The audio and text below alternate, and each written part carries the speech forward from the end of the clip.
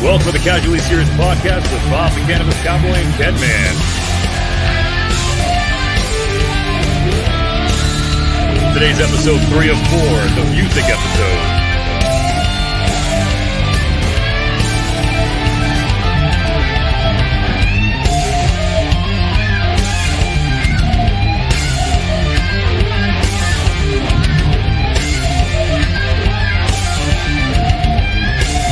Ladies and gentlemen, welcome Bob, the Cannabis Cowboy and KenMan.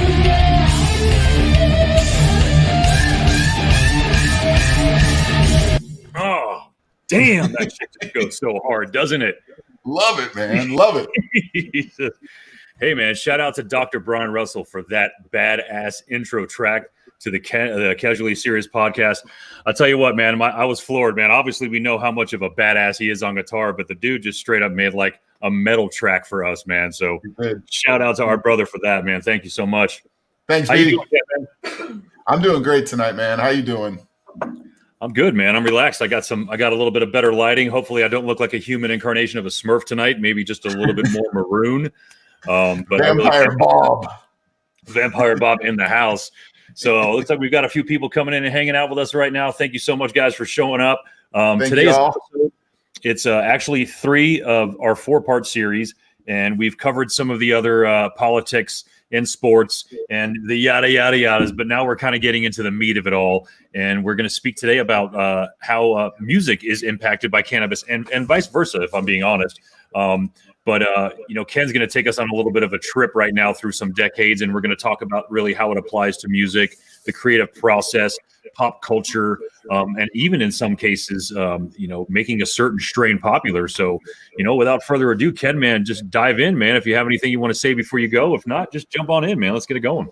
Definitely want to thank everybody for joining us tonight. We're super excited to be here on our 3rd episode already of this 4-part series of the 360 degrees of cannabis. It's been a lot of fun kind of working on this particular project, and look forward to getting into the next steps that we're going to do here. So this particular one obviously is extremely important to both of us and a lot of our group growing up, because music was just so important in our lives. And when you have friends that kind of feel the same way as you, that music is tied to emotions, that you're not afraid to talk to a friend and tell them, man, I cried at that concert last night. And you didn't cry because they played some lovey-dovey song that gave you a connection from back when you were at, prom. You're crying because you feel the music. It's absolute happiness. It's beyond happiness. It's just a feeling that's almost indescribable when you actually get tears in your eyes because you're so amazed of what you're watching, hearing, and feeling in front of you. Some people don't make that connection to music all the time. Some folks don't hear music in that way. But I think a lot of what we do here also comes from how we feel. And that connection is what makes music so incredible, where you can hear certain songs and it can immediately bring you back to a place, remind you of a person or a situation. And that type of connection to music is where I think it's extremely relevant to what we're talking about with cannabis, because cannabis truly is a drug that's going to help you to basically feel music a little differently, because cannabis interacts with the area of the brain that processes auditory stimuli. So it can be shown to affect how you keep rhythm, how you recall song lyrics, how you notice subtle differences in pitches and variations of music. Cannabis causes the ability to kind of blur that line between auditory and visual sensations and interpretations. So you're able to kind of ingest so much at a concert where you're seeing and you're hearing and you're feeling, and you're doing this with so many people around you. Cannabis acts kind of like a psychoacoustic enhancer. So you really hear higher sound frequencies more so than if you're not on cannabis. And that's the difference, where people, you're just going to get stoned and listen to Pink Floyd or whatever, because it's going to just mellow you out. But it's more than that. It's really more than that, because this can happen with any type of music, and I'm someone who listens to a vast array of different music. So I could be at a Fish show where everyone's kind of just chill and doing their own little thing in their own little world, but they're all smoking cannabis. And I can go to a Slayer concert and that same group's still smoking cannabis, but it's just a different energy. And those kind of energies is what I think relaxes our minds, regardless of the music that's being played. And it makes it easier for our brains to make that kind of neurological connection that helps us process how we think and how we feel about a particular piece of music. And quick timeline, because I don't think at the end of the day you can talk about cannabis and music in America without mentioning jazz. And Bob and I aren't going to be the leaders on jazz music. We're not going to start throwing a bunch of names and a bunch of standards. If you want two guys to do it, it might as well be two drummers, right?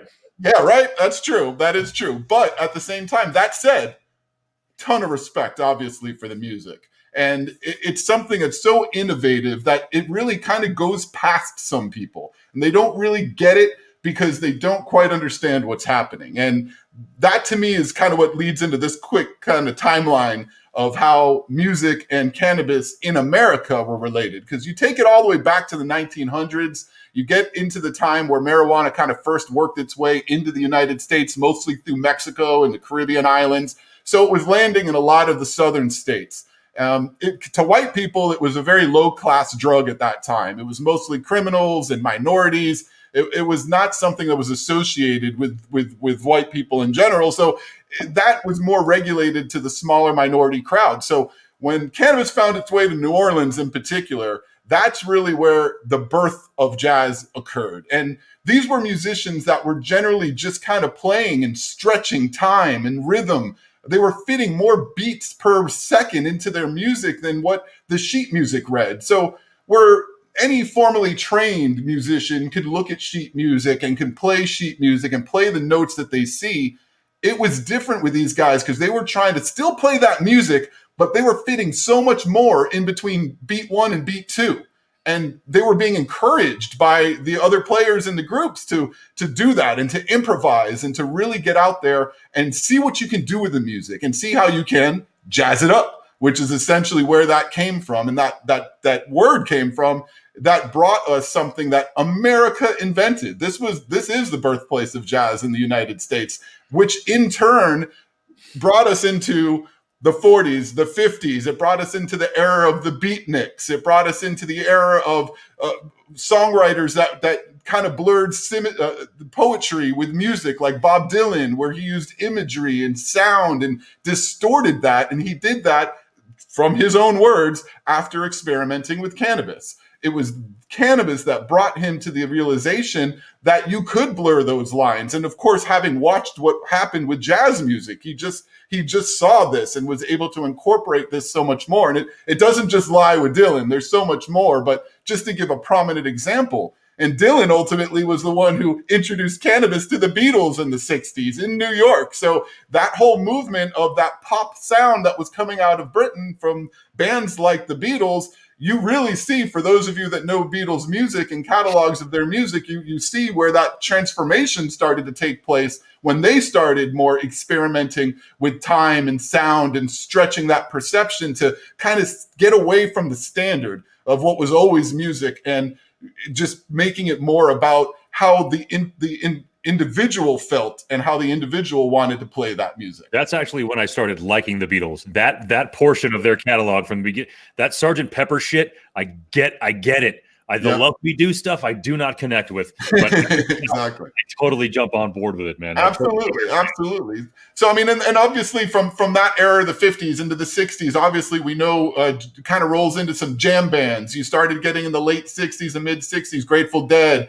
early 70s, you get Allman Brothers, you get guys that are just out there that were just jamming together, but they were still doing their own thing. They were improvising. They were doing so much more that went away from this, from just your standard, here's my 3.5 minute song and I'm going to play it this way every time. This is the difference. And cannabis actually added so much to just the songwriters, not so much to the listener as much as the songwriter was able to kind of know what they were trying to get across, but it didn't always come across that way. Because if you weren't using cannabis, you might not have kind of felt that so much. You might have been, what am I hearing? What is this guy doing? This is noise. This isn't music. And sometimes it takes the going beyond and listening a little bit more. And the difference, to quote White Men Can't Jump, between listening and hearing is actually a very big difference. So to be able to hear something versus listen to something, I think most of you that have experimented with cannabis and music,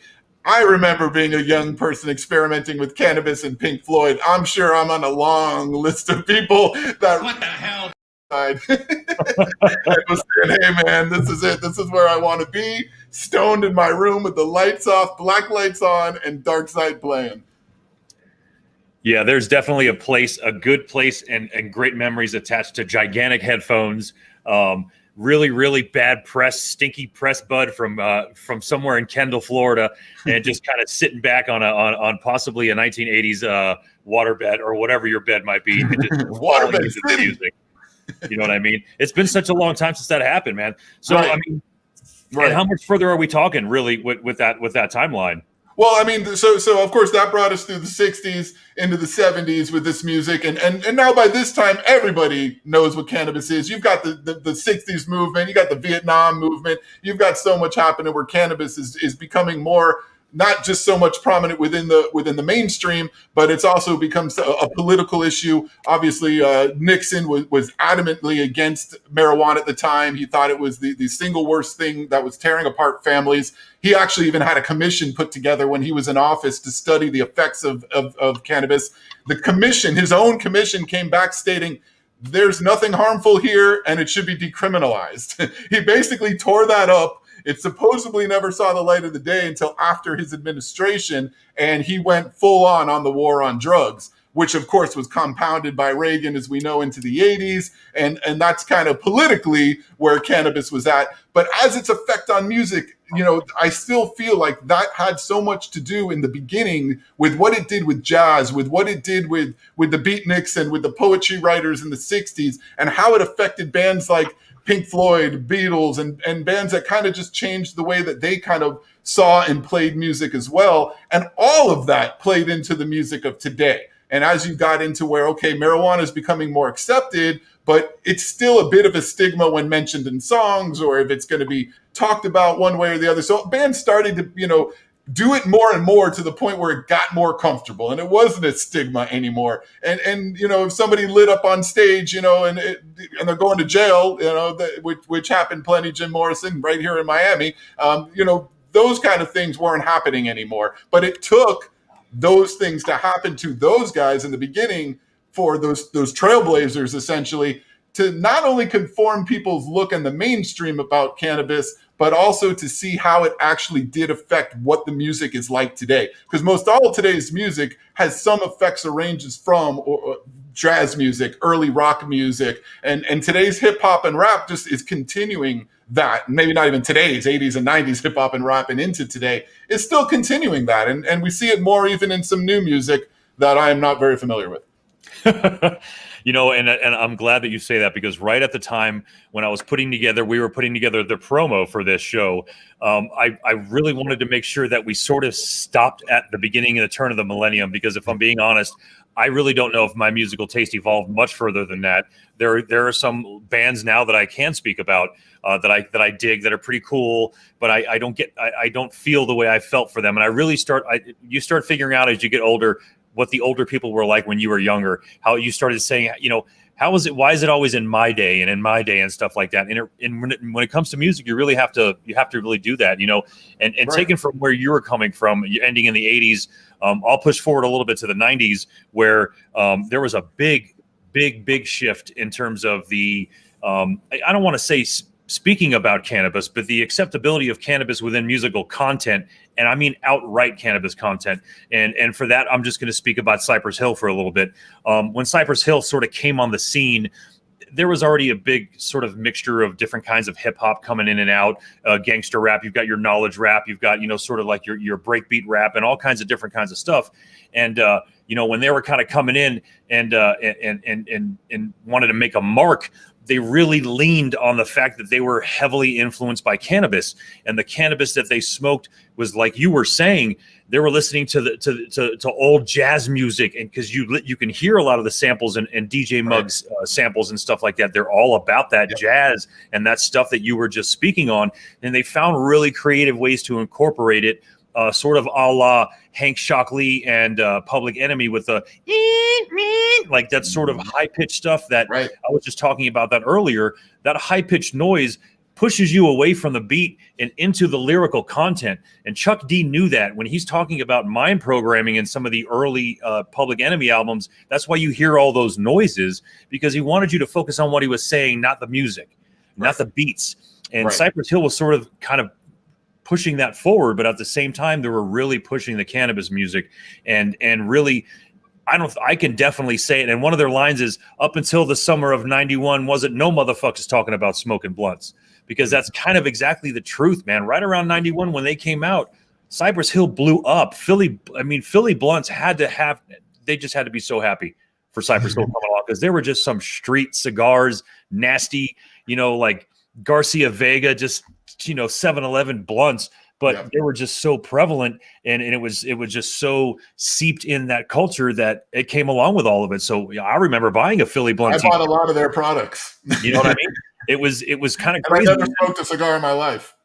And I've definitely rolled plenty of blunts, and it was because of them. And me and everybody that we were smoking with back in the day, Jason and these guys, we were splitting blunts. We were acting like we were in New York. We weren't in New York. And the stuff that we were smoking out of in Miami was mostly Fontaine leaf, I believe, or I forgot what it was. I think I posted something about it. I think it was Fontaine leaf. And it was just sort of like a palm leaf that we would smoke it out of, because it was a Jamaican thing. But this guy here, he could roll a joint, though. I got to say that. We'd be at parties struggling with rolling machines and dollar bills and stuff's coming out. Yeah. Meanwhile, Bob's over there like one hand, just, hey, there we go. Loved it. When you say that, we're having a little contest tomorrow on my Square Groupers show. I'm gonna roll a white boy. I got a friend rolling a backwoods, and I think one of my buddies is gonna roll like a blunt, and we're gonna talk about all that. But yeah, you're right, and it's because I learned how to roll in hurricane force winds. So that's the trick. That's the trick. If you can do it in hurricane force winds, you're good. But Cypress Hill also brought forth something else, and I don't know if it was something that was on their rider. For all you guys who don't know what a rider is, it's what a band or an artist asks for that they must have backstage when they're performing. And almost always, Cypress Hill had a strain called Bubba Kush, and it was and we come to know it now as pre-98 Bubba Kush, but back then it was just Bubba Kush because it was around in the pre-98. Yeah, so it was just called Bubba Kush, and it was a really, really good spin-off. But the thing that's different about this particular strain is I had heard about it for so long, but it just escaped my mind by the time I became medically legal. And then it was presented to me by Wellspring, which is now Good Chemistry, where I still shop, from the then general manager named Evan. He was like, "You've got to try this. It's called Pre-98 Bubba Kush." And then something clicked in my head. I'm like, "Is that Cypress Hill weed?" And he's like, "Yes." Mm-hmm. He looked at me like, and I'm like, "Yeah, I mean, he's like, "It's not Cypress Hill's weed." I go, "I understand. It's what they made fun of." And it smelled like coffee, and it tasted like skunk, and it was just the best medical cannabis. So as I go back to that, I'm thinking to myself, wow, like I was able to go 15, 20 years and forget about that strain unless it had been introduced at a party. And then all of a sudden, when I heard the name, it automatically, boom, Cypress Hill pops up, and I'm like, shit, that's a pretty big connection. You made a very big impact on my mind. If I can think about your band specifically because of a strain of cannabis. And one of the shows that I remember was the Soul Assassins tour, where they came with House of Pain and Funk Dubious. And that was really one of the first concerts I ever went to at Bayfront Amphitheater. That was just a massive weed fest. Like, I had been smoking cannabis with you and friends and everything growing up, and that's cool. And we smogged and we did our share of all that. But I had never seen a whole concert blaze up like I did that night, even though there was it wound up getting canceled because of the rain and all that shit. But it was just one of those things where it was a specific vacuum in time where it is almost like Cypress Hill was responsible for saying, look, dude, if you can sit here and say in your music that you just split somebody's head open and their blood's leaking on the floor, and you slapped a bitch and you did this and you did all this, why can't I talk about smoking weed? And why can't chill and listen to music and not being angry? taking it a little bit further and lighting up on stage and and for some reason they didn't get fucked with a lot. You know what I mean? Like, it wasn't because they were gang affiliated either, because they were, but it was really more because it was just like they weren't, that wasn't the group that's going to start shit. You don't see people getting shot at Cypress Hill concerts. You know what I mean? And not to sound stereotypical, but I would imagine Ice Cube or someone might have get rushed on stage if they decided to light up a joint as opposed to Cypress Hill because of what came along with all that. But it was just one of those. It was a crazy time where music could be molded and there could be a huge incorporation of cannabis. And I can truly say that because of Cypress Hill and the way that they had the nuts to just kind of come out and just say, hey, look, this is what we do, man. We're not hurting anybody. We're not drinking 40s and driving. We're smoking blunts, hanging out, talking about maybe robbing you, possibly, whatever the case may be. But it was still sort of tongue in cheek, and it gave a lightheartedness to it all. And I have to say that if it wasn't for them, some of these the guys right now that are in hip hop, which I think is a far departure from what you and I would actually call hip hop, they're still able to talk about it. And not only that, these guys are actually opening up their own dispensaries. They're starting their own strains of cannabis. I mean, that's a whole different show. Nas and Jay-Z and these guys coming in and actually putting in big money into a cannabis brand, which is something that's another, like I said, another show. But that just kind of shows you how all of this has been connected all the way back to jazz. And we can talk about the incorporation of jazz in hip hop and metal and things like that. And like Ken said, it doesn't necessarily matter what show you're at, man. Cannabis is probably going to be there. I mean, I've smoked it at every concert I've been to, and I've seen, Sarah McLachlan with the Colorado Symphony Orchestra, smoked weed there. I don't know if there's ever a concert I went to that I didn't smoke at. You know what I mean? And like you said, when doing a little bit of show research, I came across a little story about Carl Sagan, the astronomer, the famous astronomer. So Carl Sagan actually had said in one of his biographies that he used marijuana to listen to music. I mean, here's an astronomer doing his thing, very knowledgeable man, very obviously well-educated, and he would use it to listen to his favorite music, which was classical. And he would say that when he would use marijuana, he was able to hear the music so much differently. And again, this is not one of my stronger genres of music with classical, but I guess there's layers of music within there, and the way they kind of put these pieces together. He said he was listening to classical his whole life until he used marijuana and would listen, and said he actually dissected the music in a way that he was never able to hear. It was almost like a light going off, just, oh my God, I just found a whole new dimension to the music. So I just thought that was interesting coming from him in particular. But I get it. And I think people get it. And it's not that you're smoking at shows because it's something to do. You're smoking at a show because really getting into that mindset helps you feel that music in a different way. And I don't know if I'm speaking for everybody or even friends of mine in a group when we go out and do it. Maybe it's different for them. But for me, I'll find myself a lot of times at concerts with my eyes closed. I mean, I'll have not the whole show, obviously, but I mean, I'll have times where there's parts of the music where I'm feeling it to where my eyes are shut. I might look like a fool moving in some kind of weird, funky way because I have no rhythm or anything, but I don't care because the music's in me and I'm feeling it in such a way that being sober, I would probably still 100% enjoy the music. Don't get me wrong, but it just takes a different effect on you in a very, to me, positive way and more of an intrinsic way. And I before we got on, I think I was wearing a Slayer shirt. I decided to switch it up. My brother got me this one because I didn't get to go to the R40 show. But Rush was one of those concerts out at Red Rocks that I was lucky enough to see him 2 times out there.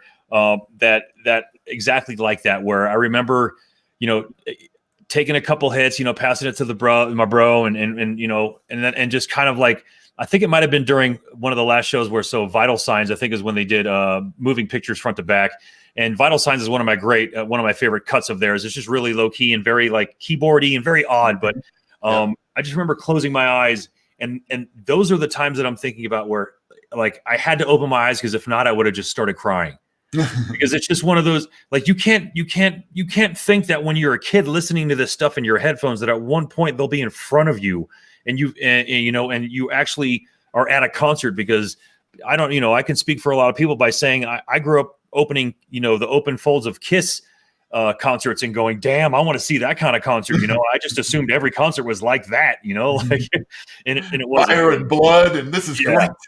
Wasn't necessarily like that, but and obviously, rest in peace, Neil Peart. He just passed away. It was just a year, which is another reason I got the shirt on. But it speaks to the moving of the music to your body. And I've come across people where I ask them, who's your favorite band? And sometimes I hear people say, I don't listen to music. And I don't know what kind of mother you are to have that be in your life. Who hurt you? I don't know what that means. I don't know what kind of person just doesn't listen to music. You frightened me, whoever you were.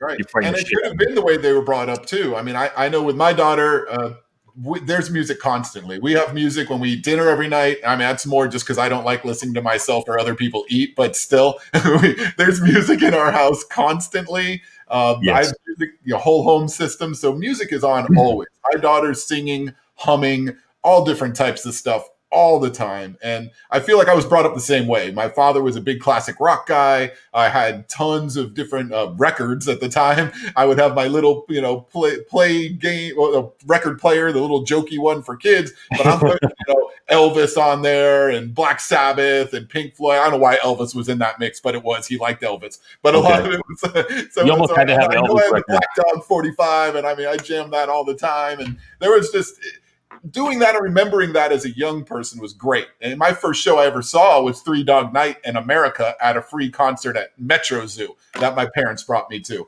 I remember the show. I mean, I must have been 10, 11, I don't know. But I remember being there. I remember absolutely loving it. But the best part I remember about it was turning around and looking at my parents and seeing the smiles on their faces, smiles that I had never seen like that. Like they were just so happy, just enjoying music that they loved and they grew up with. And that feeling and seeing other adults kind of dancing and having fun. And just as a kid, that's kind of cool. And I'm just like, you know what? This is neat. And to this day, if I hear America or Three Dog Night, brings me right back to that moment.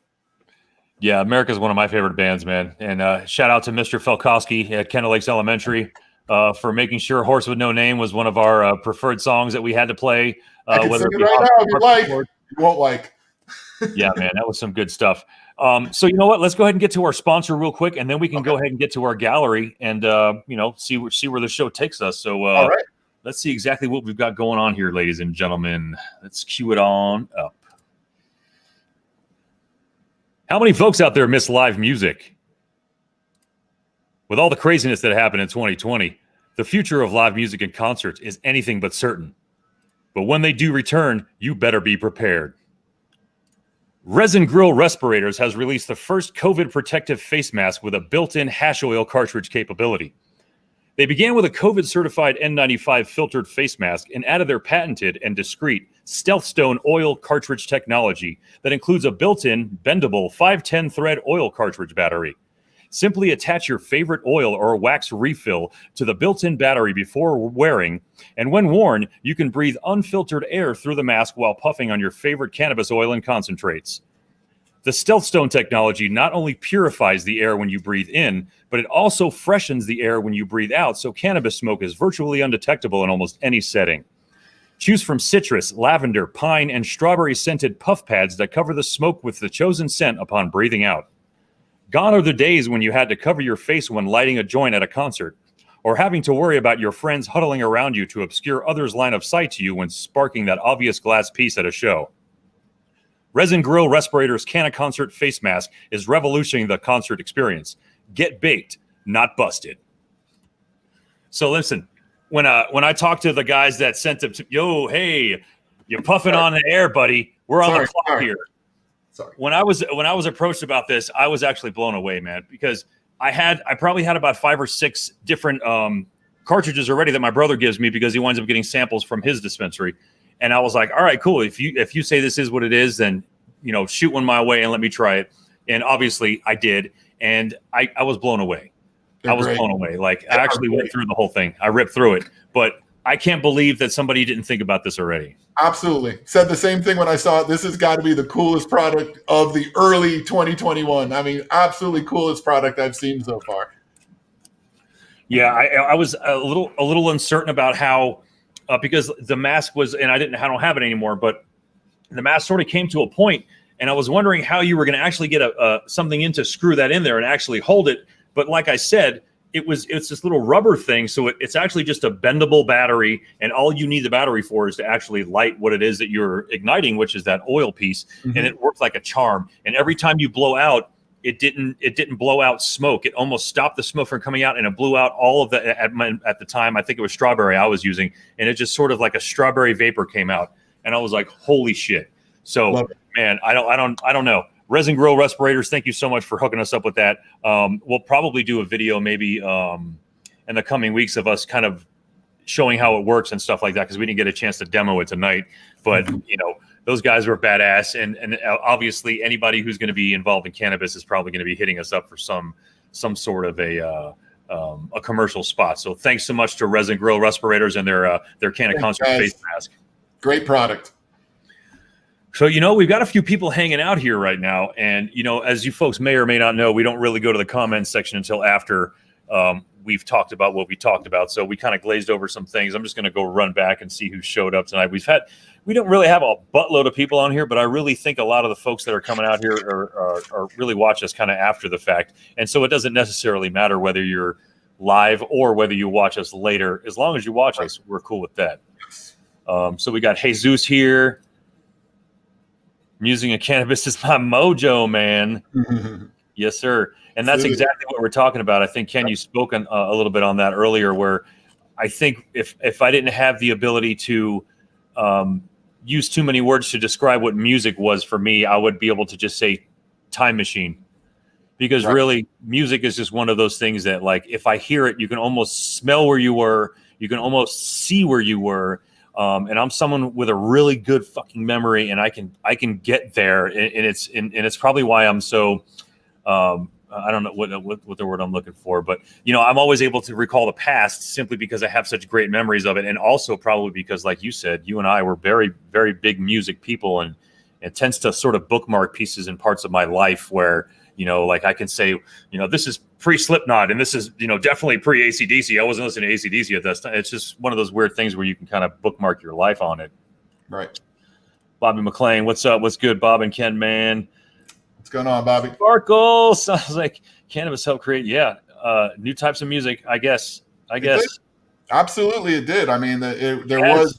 I mean, jazz in of itself. I mean, that pretty much the creation was made from that, and looking at stuff Dylan did as well. I mean, those were trailblazers, and they attributed. I mean, look at Louis Armstrong, Dizzy Gillespie. These guys all have plenty to say about how marijuana not affected them, but in a way that allowed them to open their minds to be able to produce this type of music. So, 100%. Right, and I think a lot of us can kind of get.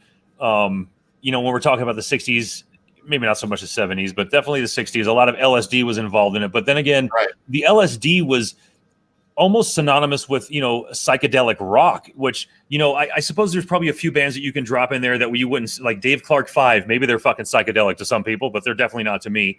But, Jefferson Airplane, that's psych rock as far as I'm concerned. There's a specific core of music that was based around LSD. But cannabis was everywhere. Of course. And probably in Dean Martin's, ashtray, and it's one of those things that like you said, although Miami was different because cocaine was the rich person drug and cannabis was sort of like the servant drug back then. A lot of people tend to think of it that way, but I don't think anybody I grew up with did. We were all smoking cannabis, man. All of us. It was part of where you were in your life at that time too in Miami, because if you were kind of just running and gunning and doing your business thing and you were in that 25 to 35-year-old range, you more than likely were doing a lot of blow in Miami in the 80s. But where it was a lot of more of the teenagers and everyone else that was were more messing around with the cannabis. I think. I mean, that's the way we saw plenty of both here. So it's Miami that we expected that to happen. Yeah, dude, for real. Jesus says he hated them rolling machines. I'll tell you, that's terrible. Those things, man. I could never get one to work properly. Yeah, thank you. Exactly what I just said. I never had one freaking work in my entire life. And you ask my brother Bill, if I couldn't figure out how to roll it freehand, and maybe I was just too messed up to roll it, a dollar bill was always the best way to go. Although it was much harder to control the tightness when you use those. And you also had to lick a dollar bill at some point too, which you were stuck with that stubbies. You only got that width, you know what I mean? It was kind of hard to get those long fatties out there. Everything kind of squished in, and you wound up with that pregnant joint that was real fat in the middle. Yeah. Sides. That's me. All day long I was rolling those pregnant joints. Terrible. Or you get the fake one where you have to get it so loose so that the ends you can actually just kind of like go like that with it, and it shakes out towards the end. And then you pack that sucker in there real good. You're ready to roll. Oh man. Those were the days. Well, you know, guys, I just wanted to let y'all know, as of right now, we're going to kind of just go off a little bit on some of the live music that I think we've seen. So we appreciate you guys hanging out up to this point for some of the meat of it. But, you know, if you got someplace to be, or, you know, you don't want to listen to us talk about concert experiences, thanks for hanging out. But as far as my earliest concerts, I'll go back to the Cypress Hill one, because it was just so cannabis forward. And really any show after that is what made me say, all right, it's okay smoking cannabis here, because I guess there might've been some shows beforehand, or maybe I was with a family member and I couldn't smoke cannabis, but really I would say virtually all the shows I've been to, I've had cannabis in me, or someone had it. And I've been to a lot of concerts. And as I said, that Cypress Hill show was just the one that made me say, damn, I need to bring a joint to every show now. That doesn't make any sense to not do that. Right. It doesn't matter if nobody's talking like Be Real. It doesn't really make a difference. You know, I don't know. There's just something about it, man. And I understand it's people say that, why would you go to a concert when you can listen to it at home? If that's the case, you truly don't understand what live music is. Right. You know, the experience of not only seeing it live, but having people just being surrounded by thousands of people who are on this almost exact same wavelength you are on at the same exact time, possibly saying the same exact words, possibly hitting the joint at the same time, because that's the time they tell you to hit the joint in the song. You know what I mean? Like it's such a micro, just a big ass conglomeration and mess of memory at one point in time and stimulation. It's kind of hard not to incorporate the two. And I tell you what, over the course of the years, I've never had anybody look at me sideways for sparking up, except for one concert. And I don't really understand why I can't. Oh, you know what it was? It was Boston, the Hyperspace tour at Fiddler's Green Amphitheater. I want to say 6 years ago, and out here in Denver. And I was getting ready to light a joint up, and I got a tap on the shoulder, and I was like, dude, that was like a cop tap, because we all know what a cop tap is. And I turn around, and the guy's like, and I go, the fuck you mean, man? I looked around for a second, like, where am I, dude? Like, all right, I'm at a Boston concert. Smoking is coming up because I'm a fucking set list asshole. So I know for a fact smoking is coming up. What is this guy tapping me on the shoulder? He goes, I didn't pay good money to come here and get stoned because of your weed problem. Oh my God. And I went, oh fuck, dude. Like, and so the look he had in his eye was reality. Like, I didn't think he was lying to me either. I felt like maybe he was just like that one cop undercover who just really loved Boston and hated weed. And I don't think I sparked up for about 10 minutes. And then after smoking started kicking in, I turned around and lit it in front of him and was like, sorry, dude, I've got a med card. If you got a problem, go get a cop. Boom. But it's just one of those things where I couldn't, it didn't make any sense to me. How could you not incorporate cannabis? At least having to understand that you're going to have to deal with that when you go to a concert. And most people aren't blowing it in your fucking face. You know what I mean? Of course. They might pass it to you. You know, I've never not had a joint passed to me at a concert at Red Rocks. And I've been to a lot of concerts at Red Rocks. And that just seems to be like the thing. Like, don't smoke cigarettes in the crowd, asshole. Go out there and pass a joint if you have one. Do you know what I mean? Like, that's sort of how the rules are, man. I got a similar one with being at a show where I wasn't able to smoke. And what's crazy is it was the freaking Doobie Brothers. How do you not smoke at the Doobie Brothers? What was the venue? Sorry? What was the venue? Where was it at? Sunrise Musical Theater. Oh, that doesn't make any sense. No one's ever been to that up in Broward County. It doesn't exist anymore. I think it's a church now. But back in the day, they did a few.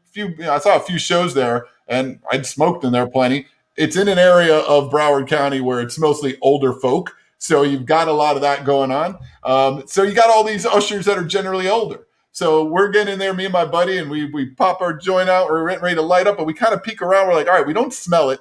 I don't see anybody smoking around here. And I kind of peek over to our right. We're close to the aisle, and sitting right there is an usher, older lady, just sitting there, like my grandma sitting right there. And my buddy's like, I can't light this thing up with the Still Getty sitting right next to me. It's crazy. It's not the right spot for this. I'm like, it's the fucking Doobie Brothers, man. You got to be able to light up, man. You serious? And we sat a little while longer, went a song or two more, and nobody, no scent, no smell, no nothing, and ushers everywhere you could see. And it just, we wound up not lighting up. And it was, I'm sorry to say, the worst concert that I feel like I've ever been to. And it wasn't just because we couldn't smoke. I felt like the set list kind of sucked. The whole night was off. But damn, the Doobie Brothers, bro. But was Michael McDonald there with them? I'm sorry? Was Michael McDonald singing with them? No, this was after McDonald left. Yeah, I know he just rejoined. They're playing again together, but no, at that time there was no Michael McDonald. I was going to say that. So that right there is a big problem. Do you know what I mean? Because without Michael McDonald, that's really sort of that's why they were at the Sunrise Musical Theater and they weren't at an arena. They weren't at American Airlines or whatever Miami Arena might have been at the time. Yeah, exactly. You got it. That's crazy. You know what? And it was funny because shout out to our brother that we grew up with, Jay, and I know I wanted to use this shot for all of that because there's a Bob with no beard, by the way. There's a Bob with no beard in there. Look at that. Crazy, man. That little baby face. Damn. Right here too. Wow, that's just starting. That's just beginning. The beginning. That was right after the Dolphins Cowboys game where I started growing that beard because of that bet.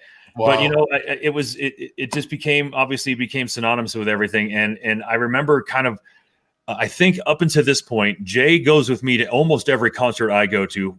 I love you, Jay. We all love you, Jay Bennell. And we averaged at one point up until COVID, we averaged about 5 or 6 concerts a freaking year. Obviously, you probably helped with that average too, out in Spain and other places. Right. But I was saying to myself, damn, I've been here 13 years. I've been to easily 50 concerts. There's no way I've been to anywhere near that many concerts in Miami, Florida. And then I dug out my stubs, and it turns out bullshit. I went to a lot more concerts than I gave myself credit for. Like this whole stack right here, I think I can. I think I can turn my background off for a second. But it's amazing how many people actually came through the Miami, Florida concert scene. That really, it didn't seem like that was actually the case. It almost felt like that didn't happen. But this whole stack, and it starts off with Robert Plant, July 14th, 1988. Wow. And that wasn't my first concert.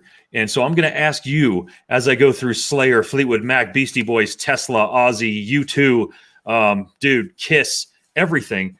My very, very first concert was in the Orange Bowl, 1986, Michael Jackson Victory with the Jackson 5. Wow. My sister-in-law, Taryn, had gotten me tickets because I think that show was like October 16th. My birthday is the day before Halloween, so it was sort of like fell within the month. And I remember that being the first concert. Was very nervous to go because I'm a huge Michael Jackson fan. Obviously, so was everybody in the friggin' world at the time. But I remember that being one of the concerts that I wasn't smoking cannabis at because I was with my sister-in-law, and I probably wasn't smoking cannabis at the time, if I'm being honest. I was very young. But what was you said your first concert was America and Three Dog Night. That was one of the, I didn't choose to go to. It was one, hey, we're bringing you to this concert, as parents kind of just drag you along to things. So that was where I kind of got that from. But the first one that I really, really remember, like, this is where I want to go. I want to go to the show. I really want to be there. I was too young to kind of go to shows on my own. So my mother joined me to go see Iron Maiden's Somewhere on Tour, original tour. And what was that, 1985, 1986, somewhere in there, 87, right in that range there. That was the first show that I was not going to miss. You mentioned Jay. He was the guy I was going to go with. His family had a ski trip planned, and so he was out of town. He missed that show because of that ski trip. He's probably cursing right now, listening and remembering the fact that he didn't go. And I went with my mother to this show, and I give that lady a whole ton of credit for having done that. She said the visuals were incredible, but she couldn't hear for 3 weeks. At the time, it was the loudest concert at Hollywood Sportatorium.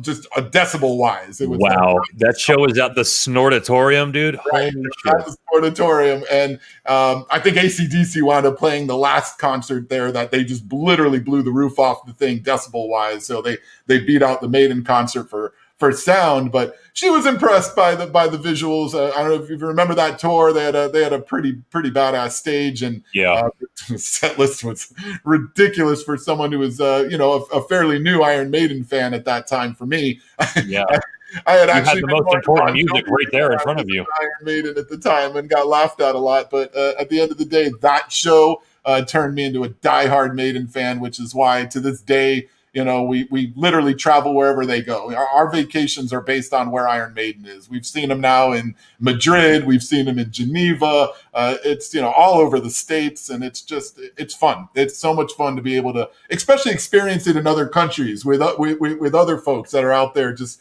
enjoying the same music as you. And, we're in Spain and we might not speak the same language, but we're all singing the same lyrics and we're all with our arms around each other, jumping and dancing and having fun. And definitely not dancing. Iron Maiden fans don't know how to dance, but we jump around a lot. And, You're fucking getting it done, bro. we try to do the best we can not to embarrass ourselves, but it really doesn't matter because there's only like 7 chicks there, so we're usually pretty good with that. And it was cool because we got first to the barrier for those Maiden fans out there to know what that is. For fan club members of this band, and another reason why they're such a great band and take care of their fans is that they do what's called first to the barrier. So they allow fans that have tickets already, general admission to their shows, to apply for first to the barrier, which allows generally about 100 fans or so, to get in before everybody else. So you are right there at the front. And you have to kind of write something as to why you think you deserve to be there. So for us coming from the States to go see them in Geneva and to go see them in Madrid,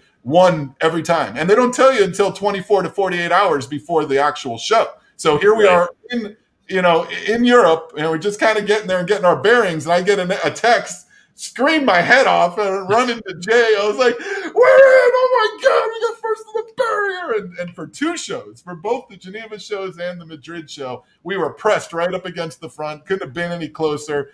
Just 2 of the greatest concerts I've ever been to. I mean, for the spot, obviously, but a lot more was definitely for the music and who that band is and the company. Jay's a great guy to see shows with, as you already know. Yeah, we've got. I think we could do a whole show just on Jay going to the concerts with us. Right. There's one. I have in a couple of weeks. We might actually have a guest spot with Jay. We're teasing Jay a little bit on this show. See if we can get him in there. And there's Dr. Russell's in these pictures as well, by the way. Yeah, man. I had to throw this He's up. One that's not me, Jay, or Bob.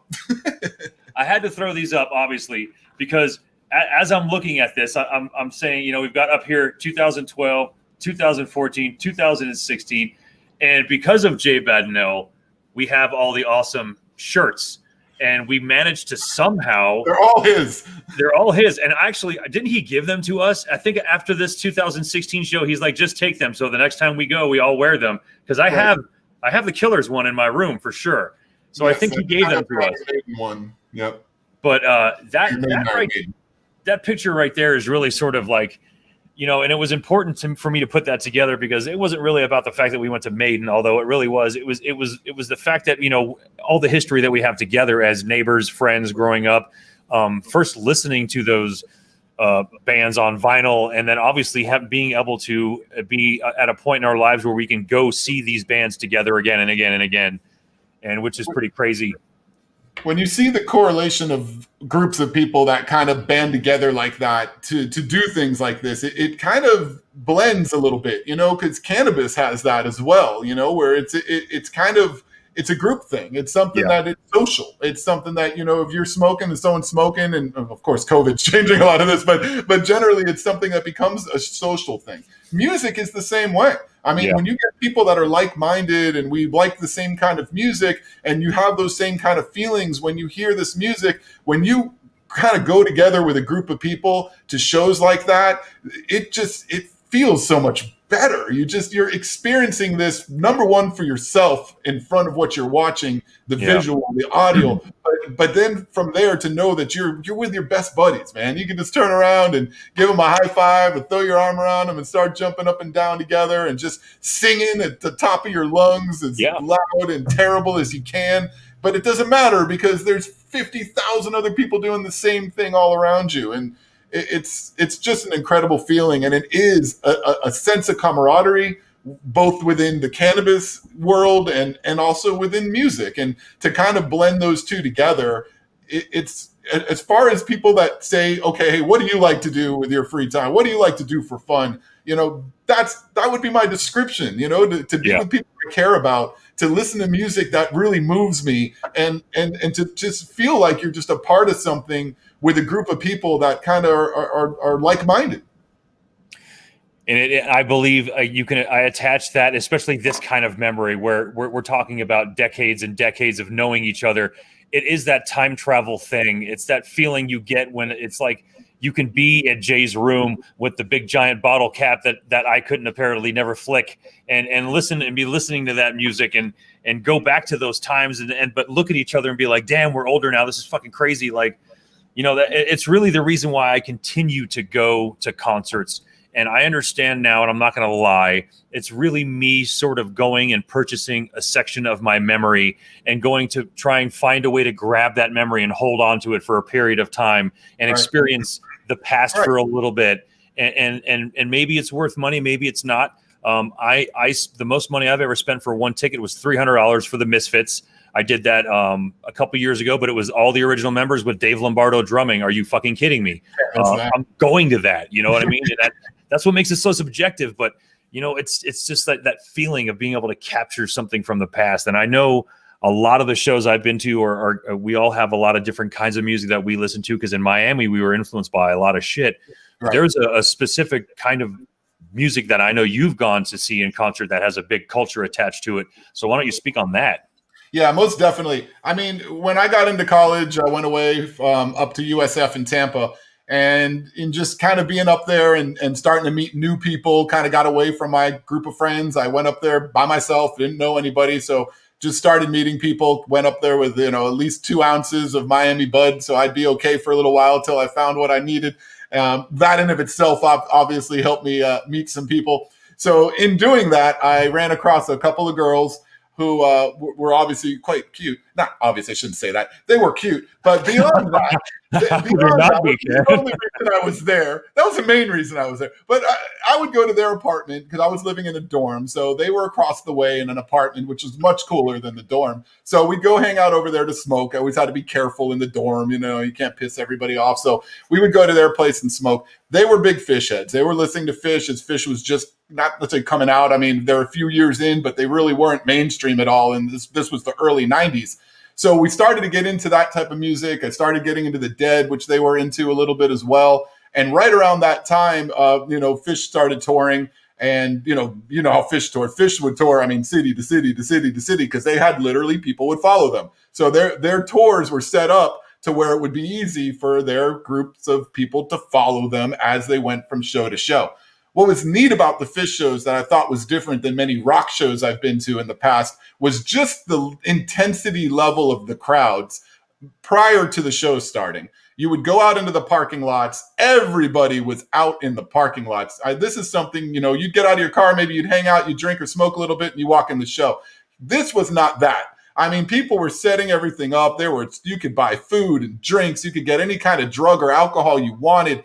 Anything in these. It was just malls of stuff. You could buy goods and sweaters, and people made stuff. And it was just like people going around with Goo Balls. What the fuck's a Goo Ball? There's just all types of stuff that I had no idea. Goo Ball, by the way, is just like a bunch of peanuts and chocolate and stuff all squished together with a bunch of marijuana in it. So you eat that sucker and you're just okay. And a little while later. So Goo Balls were big, especially if made well. Wow. But you get so many different groups of people. Jay, for instance, would look at that and be like, okay, those are like hippie yuppies, because they were like a younger crowd than the Dead crowd was, but they had money. So a lot of them would just be kind of out there, Trustafarians or whatever people wanted to call them. So you'd have those people out there in their nice cars doing their thing, listening to Phish music. And then you'd have the hippies running around. The grossest thing at a Phish show, can I catch a spill of your beer? Like literally a dude would walk around with a big cup and ask just for you to put just a spill of your beer into his cup, which would be filled with 50 different backwashes of beer. Does it get more disgusting than that? So anyway, that was pretty gross. But on the flip side of it all, you had some weird characters, but it was so peaceful. I mean, there wasn't even a hint of an argument, a fight, nothing along those lines would you see at these shows, which, it's some of the higher energy shows, and alcohol was generally to blame for a lot of that.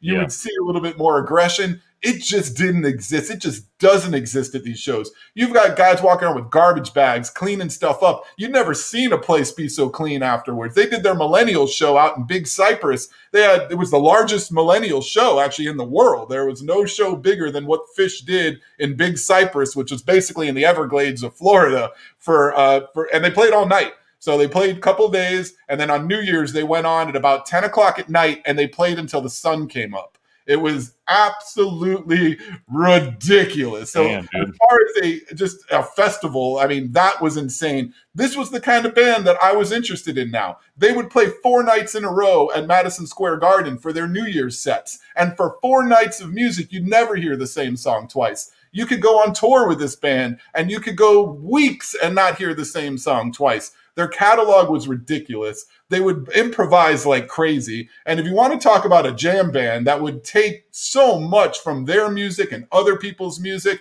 and just to be able to sample and play with the extension of time and rhythm, to me was amazing. There would be times where I'd get lost a little bit. I'd be like, where are these guys, man? They're losing me even right now. But then they just bring it all back together, and that crescendo was just so good. It just felt so good. And look, I got a lot of friends that don't like this band. I'm in the minority in my friend group in general. But this, to me, just musically, talent-wise, the innovation, this is one of my absolute favorite bands in that sense. And it brings, to me, a different feeling when I hear Phish than maybe when I'm jamming out to Maiden. But what's crazy is I could listen to all of it together. I could just have a loop going and just, you play what you want for me. I'm good. I'm good with it all. I can get into any of those moods real quick. Did they start off as a Dead cover band?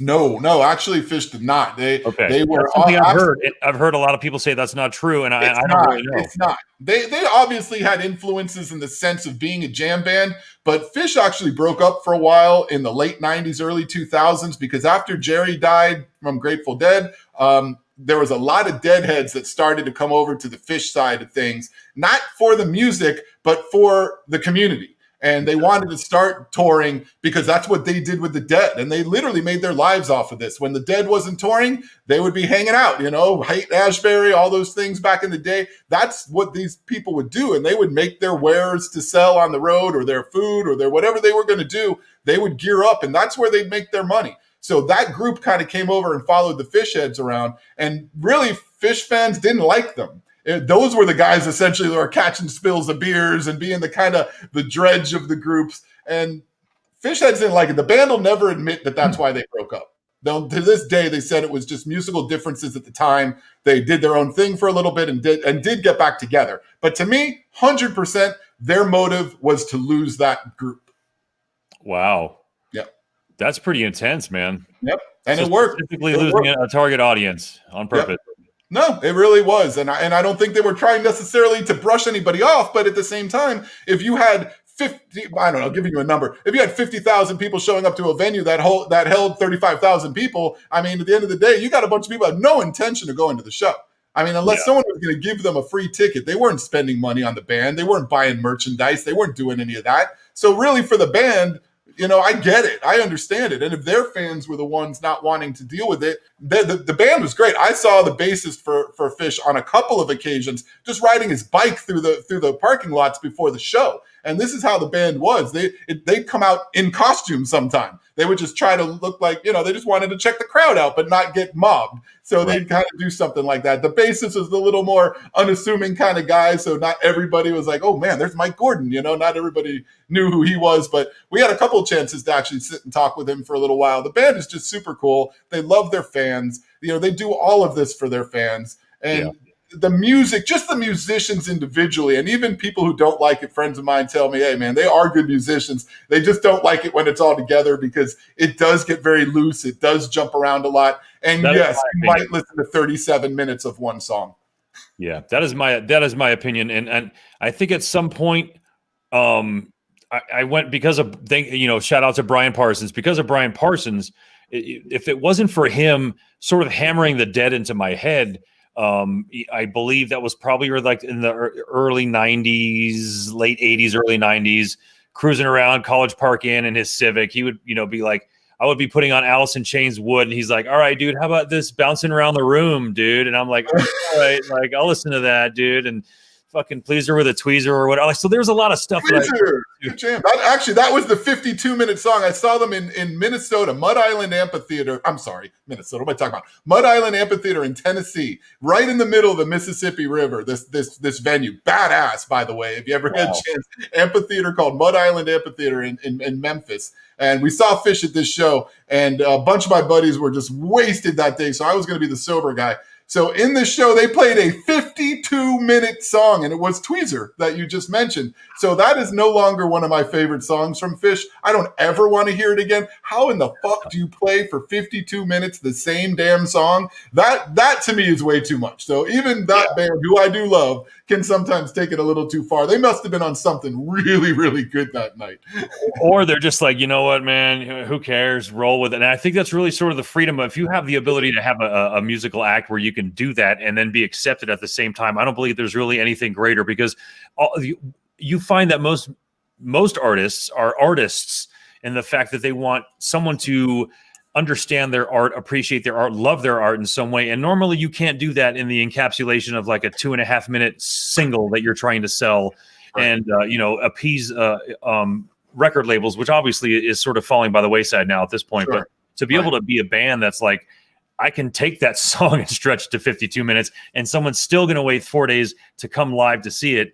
That's pretty crazy. If I'm not too, I know that I think they were, I don't know if banned from coming to Red Rocks, but they weren't allowed to come to Red Rocks for a significant amount of time. I think because I don't really know. I didn't do the research, so I don't want to spit this out, but I feel like because things weren't getting cleaned up, or because there's also sort of a problem with Red Rocks where you can climb over another side of it and get in, but people were fucking hurting themselves or something like that. I could see that. But they were pulling residencies here for sure. Sort of like what's the other band that I hear that they always are connected to them? The String Cheese incident. String Cheese. There you go. Thank you. And I'm sure that's another sort of stereotypical thing as well. Like maybe there's a massive difference between those two bands, but there is actually. Yeah, but they do get correlated a little bit from time to time.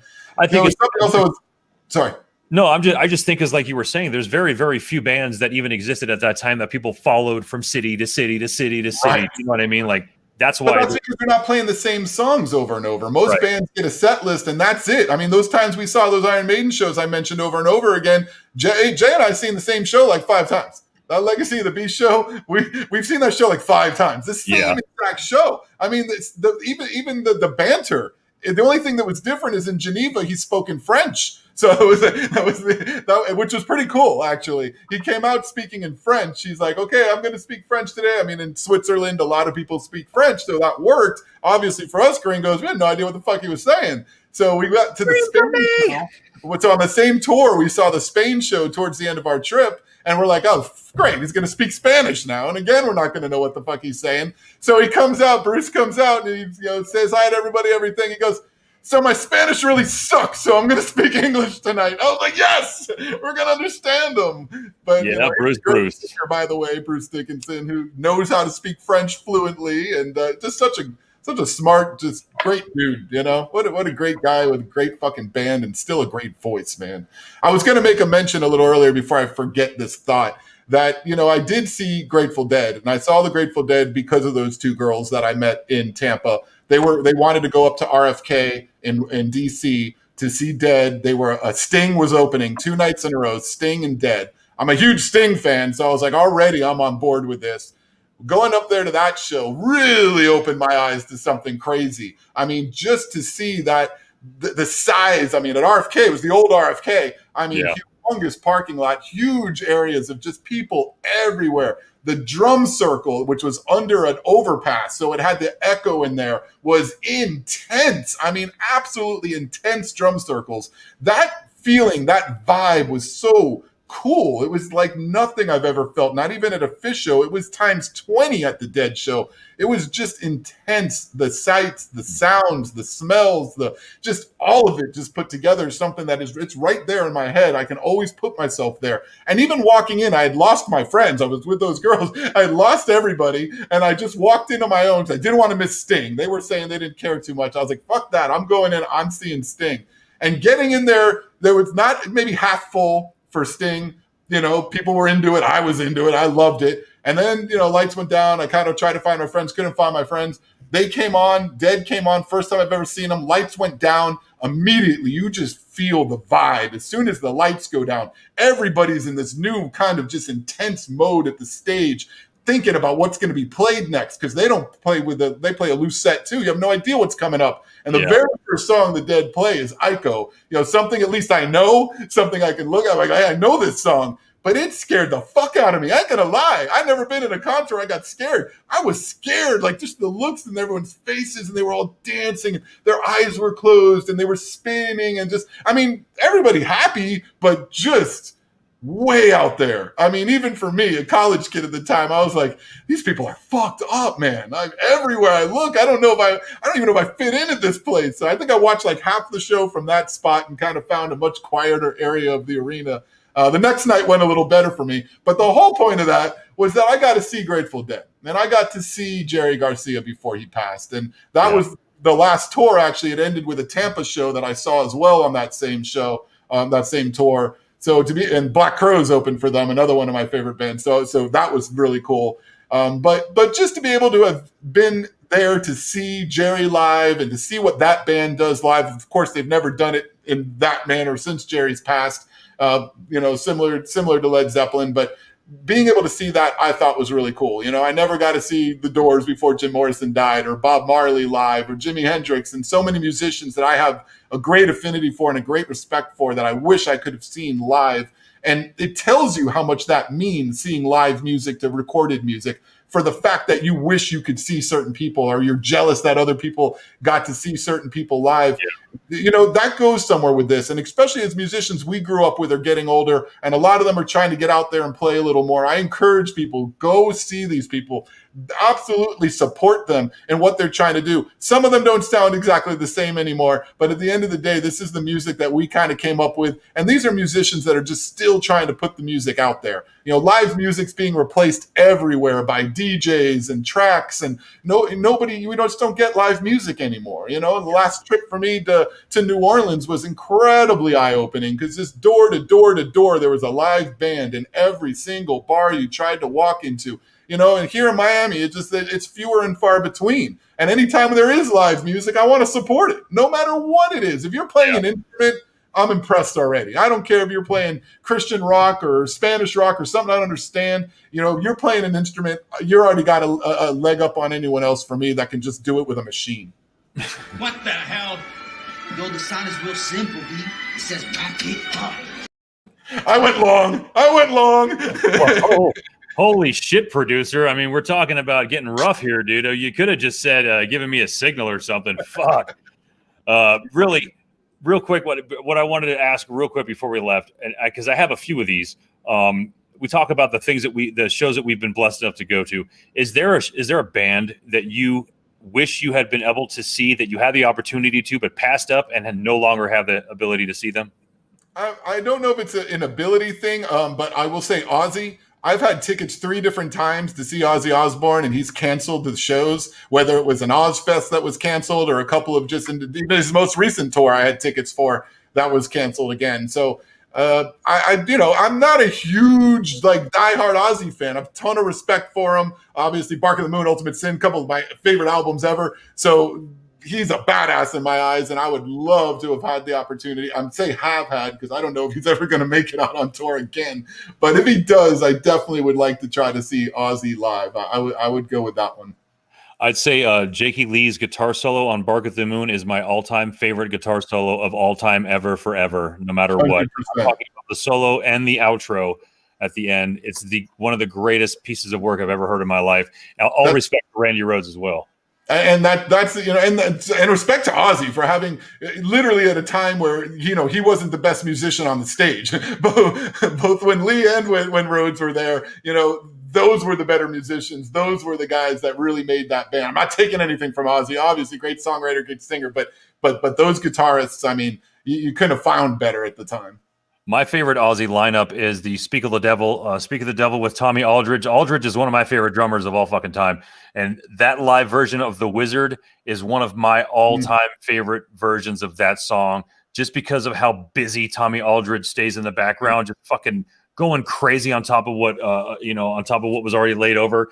Right. But talk about improvisation and trying to add more to the same standard of music. Talking about that earlier, I mean, just seeing how guys even in rock can do that and add something to what someone else has already laid down. And then having the badass Rudy Sarzo there on bass, but then having to pluck Brad Gillis from Night Ranger and drop him and say, hey, here's Mr. Gillis, come here, you want to play Crazy Train for me? And he's going to be like, yeah, man, I'll fucking play it for you. And he has to learn it. And he wasn't that metal guy, but he slapped some like purple and peach leather on him or something for that tour, man. And he went out there and beat ass, dude. Like that's a really, really good live Ozzy band. The band that I would say, and this is a two-part answer. I had the ability to go see Tom Petty and the Heartbreakers at Red Rocks, and I passed it up. I guess maybe the only time, and I say the reason why I pass up a concert is because I already have 4 that I'm already going to, and you can ask Jay. We had to just pick who we wanted to see. At some point, you can't go see every concert that comes through Denver. It's insane how many people come through here. Right. So I had to pass that one up, and then Tom Petty passes away. And then good tour, by the way. Literally one of his best. I saw him about 8-9 times in my life. And Tom's one of my favorite artists ever. And that last tour, to have that be your 40th year anniversary tour and literally to sound better than any other tour that he's ever done. I mean, the music, the arrangements, the lights, he stepped it up so much. I don't mean to rub it in that you missed the tour, but I brought a couple friends actually on that show. My good buddy Rich and JC, 2 guys that I met when I was in college that are also huge music fans. They had never seen Tom Petty live before, and I really pushed them like, we're going to the show. You're going to the show with me.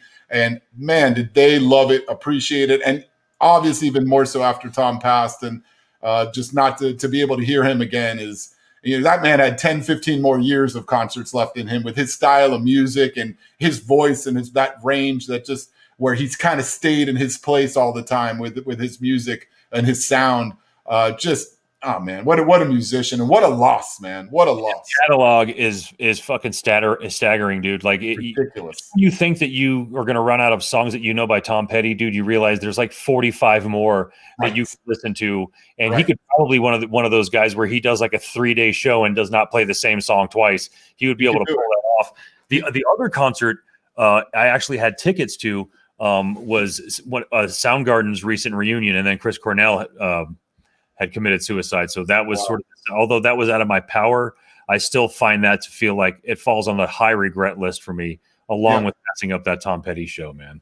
What's crazy with Cornell is I was never a fan. I wasn't a fan of Soundgarden or Cornell individually, to be honest with you, at all.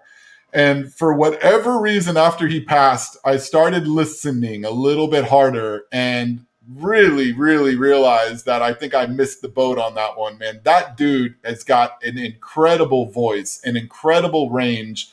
Maybe it was just I wasn't a big fan of the bands in general. Wasn't just a Soundgarden fan or Audioslave fan. It was just like I wanted to hear more just kind of Chris. And maybe when I listened to him do some covers, there were some covers I heard him do that I thought were great. And I could just kind of break his voice out of it a little bit.